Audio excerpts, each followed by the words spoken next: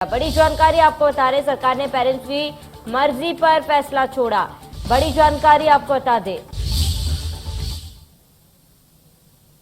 वही ज्यादा जानकारी के लिए संवाददाता अमित लगातार हमारे साथ बने हुए हैं। अमित, क्या कुछ पूरी जानकारी है, क्योंकि सरकार की तरफ से यह अहम फैसला है जहां पर जो पाबंदियां लगाई गई थी कि बच्चों को अब स्कूल आना अनिवार्य होगा, ऐसा हटा दिया गया है। इसके पीछे के क्या कुछ कारण है?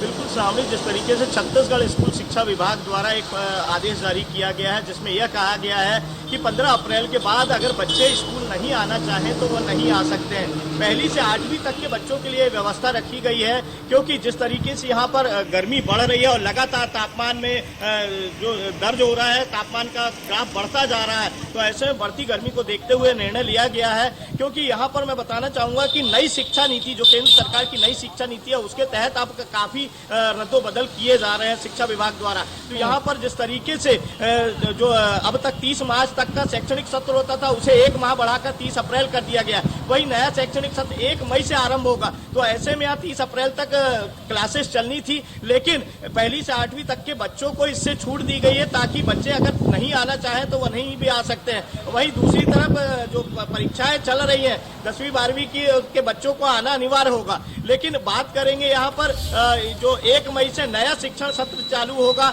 और यहाँ शिक्षकों को इस क्लास में आना, स्कूल में आना अनिवार्य किया गया है। वहीं पालक भी चाहे तो अपने बच्चे को अगर नहीं भेजना चाहते हैं तो वो उसके लिए अनिवार्यता खत्म कर दी गई है। अगर बच्चे को नहीं भेजना चाहते हैं तो नहीं भेजें, क्योंकि पढ़ाई लगभग अब शैक्षणिक सत्र खत्म होने की कगार पर नए शैक्षणिक सत्र की शुरुआत करने की तैयारी चल रही है। जी सामने। बिल्कुल अमित, क्योंकि पुराने शैक्षणिक सत्र जो है वो समाप्त होने वाले, ऐसे में नए शैक्षणिक सत्र शुरू होंगे, लेकिन जो बाकी की पढ़ाई है क्या फिलहाल वो ऑनलाइन की जाएगी? नहीं, जैसा कि मैंने बताया, बच्चे पहली से 8वीं तक के बच्चों के एग्जाम हो चुके हैं और उनका जो सत्र है वो एक तरह से खत्म हो चुका है। लेकिन अब जो 30 अप्रैल तक का बढ़ाया गया था, ये कवायद की गई थी कि 30 अप्रैल तक शैक्षणिक सत्र बढ़ाया जाए, तो उसमें 15 अप्रैल के बाद बच्चों को अनिवार्यता खत्म कर दी गई है कि वह स्कूल पहुंचे, और यदि कोई जाना चाहता है तो वो जा सकते हैं।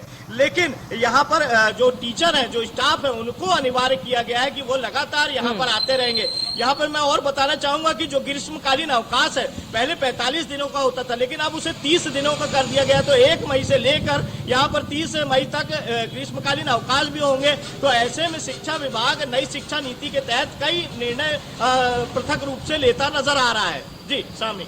बिल्कुल अमित, कई निर्णय शिक्षा विभाग द्वारा ली जा रही है। वहीं गर्मी को खास देखकर ये फैसला लिया गया है।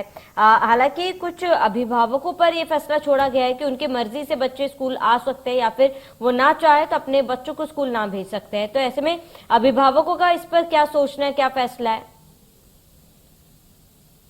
बिल्कुल एक बड़ा निर्णय है, क्योंकि भीषण गर्मी से इस समय हर व्यक्ति परेशान है, क्या बड़े, क्या छोटे, क्या बुजुर्ग, सभी। तो ऐसे में यहाँ पर बच्चे सर्वाधिक परेशान नजर आ रहे हैं और बच्चों की परेशानी को देखते हुए यह निर्णय लिया गया है। वहीं पालकों को ये एक सुविधा दी गई है कि अगर वह नहीं भेजना चाहे तो नहीं भेजे। ये सुविधा एक बड़ा अहम निर्णय है, क्योंकि भीषण गर्मी, जो कि मई में जो गर्मी पड़ती थी, वो इस समय छत्तीसगढ़ में अभी पड़ रही है, जबकि अप्रैल का पहला सप्ताह ही चल रहा है। तो ऐसे में यहाँ पर जो निर्णय लिया गया शिक्षा विभाग की तरफ से, छोटे बच्चों को राहत देने के लिए दिया गया, क्योंकि पहली से 8वीं तक के बच्चों की आयु जो है वो इन सब चीजों से नहीं जूझ पाती है। जो थपेड़े पड़ते हैं, लू के थपेड़े इस समय शुरू हो गए छत्तीसगढ़ की राजधानी समेत सभी जिलों में। तो ऐसे में यहाँ पर बच्चों को, स्कूली बच्चों को लू से बचाने की कवायद भी की जा रही है।